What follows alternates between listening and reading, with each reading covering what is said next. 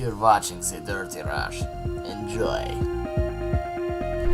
What is up, ladies and gentlemen? This is The Dirty Russian, the dirtiest Russian round, and I'm going to be showing you a great gameplay on Overlord. It's going to be a 27-10 gameplay if I'm right. And I just kind of wanted to go over, show you guys my playstyle that I finally developed in, and I just wanted to talk about some stuff. So, basically, I've been playing Call of Duty more often now. I took a break off, and I wanted to make my own video game, and then I kind of realized how long that would take, so I needed something to cool myself down, and, of course, Call of Duty is a thing that does that. So, in Overlord, I always start off with locking the two doors in the base. The idea of Overlord is always to hold down the base, because that's where everyone goes in. You're going to see multiple people just running in at the same time, and if you can hold that down pretty well with either IEDs or just your own skill, or with a couple of teammates, you guys will do really, really nice. As you see here, I fall for that IED I was not looking at. So basically, again, the idea is that I always use an AK-12 with the suppressor, and if I'm right, a foregrip. Basically, you get amazing handling, and no one can see where you're shooting from. The AK doesn't take many bullets to kill someone. It can be used for small, medium, and long ranged. Another thing that I personally have to say is that I found that perks like the sentry gun and the SATCOM can be supplied from other teammates, but it's not something that you really should have, or maybe a couple. If you're the one who's chosen to have it, you should. I personally enjoy the specialist perks, the sleight of hand, for example, if you don't have that attached already, dead silence, or takedown. Basically, it just helps you become more boss. As you see here, that was a really close kill. Do have to say I was playing with some imbeciles in this game. Some of them maybe didn't know what they were doing, but I feel like it's always like that in a game of Call of Duty. Another thing I've also realized is that you don't really need the armor-piercing bullets unless you're using a sniper, because a sniper comes down to a certain issue, whereas the regular bullets do go through a certain amount of stuff. As you see here, they were camping there, so I'm going to head over there. Another really smart thing to do on any map, but particularly this map, is really pay attention to the spawning. As you see here, you have to know where they're going to spawn after you kill them, so you don't get backstabbed or you don't get ahead and get a surprise attack in the front. Also, move stealthily. They have the areas trapped off where they think you're coming from, and they won't be guarding the ones where you will be coming from. So try to find the second way out in any scenario, or at least that's what I always do, and that does me very well.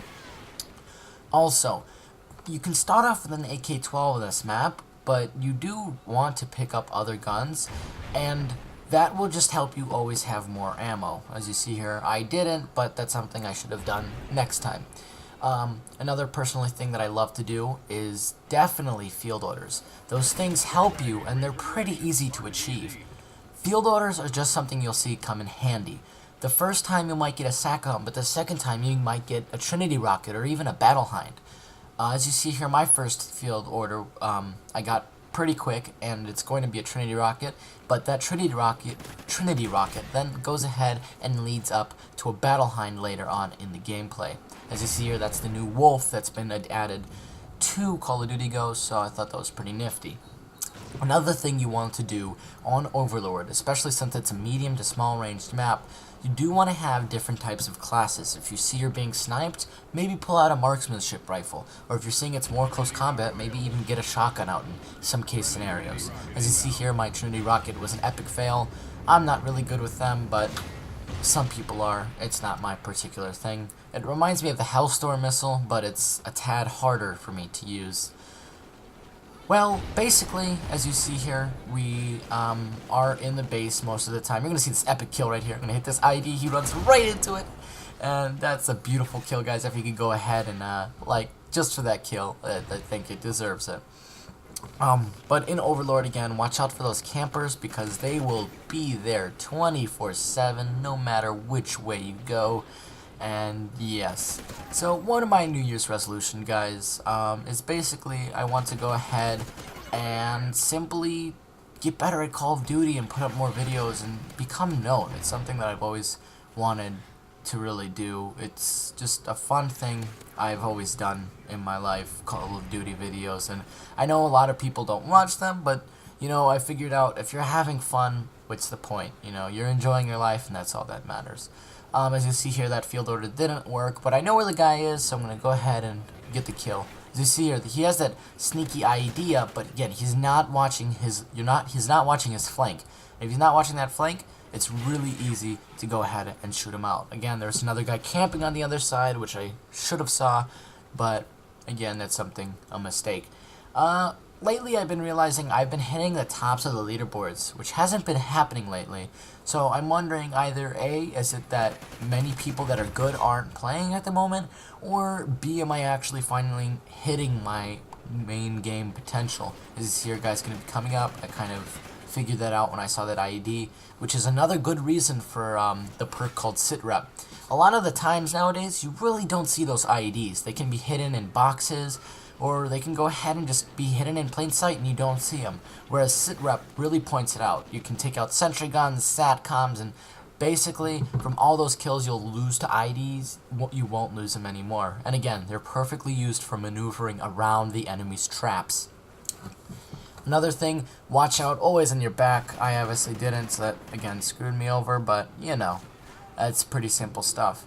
Another thing that I've realized in playing Call of Duty is that I'm not bad with getting assists anymore. I was really mad at getting assists because people would be stealing my kills, but, you know, a lot of it's being a team player because you might get an assist and that kill might actually go to someone getting a kill streak. So I don't really feel anymore, as we say, bad about go ahead and get kills, assists.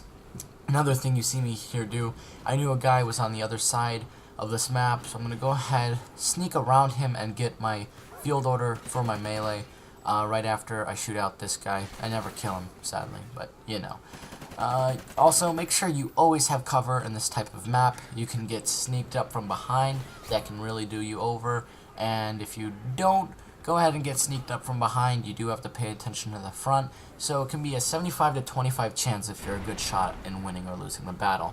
As you see here, again, I can't stress this point out enough. I see that IED. I'm going to sneak up right here on this position. The guy does not know I'm coming because he's not smart enough. He's been falling for the same trick, and I just knife him for my field order, which will then immensely help the team out when we're in this close combat battle. Another thing you may realize is that, you know, Call of Duty Ghosts, since it's such great graphics, it's much easier to go ahead and hide in natural areas like bushes. People can't really see you because it's just so real. So that's one of the great things Call of Duty provides in gameplay, especially in this game. So I can't wait to see what they're going to provide in other games. As you see here, I got my own personal battle hind, which is another reason I'd say go ahead and use those specialist perks, because if you can get the kill streaks from field orders, why go ahead and even bother trying to get them overall? Now, yes, if you're one of those people that go 15-0 no matter what, that's smart, but the specialist perks really help you achieve those 15-0 kill streaks. Also, I play this game as a lone wolf, personally. I see Call of Duty Ghosts as being something where if you more than one person, you're going to get those assists, and you might not cooperate.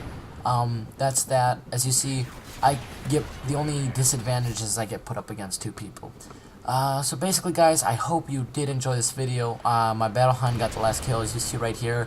If you did enjoy this video, please drop a like, comment, or subscribe, guys. I'll see you next time. I'll be putting out some tutorials on some funny trolling spots where no one knows where you're shooting at. Those will be on Whiteout, and it will be on the jungle map. So if you guys want to go ahead and see that, it'll be up ASAP. And I hope you guys have the rest of your day, and I hope you enjoy it. Peace.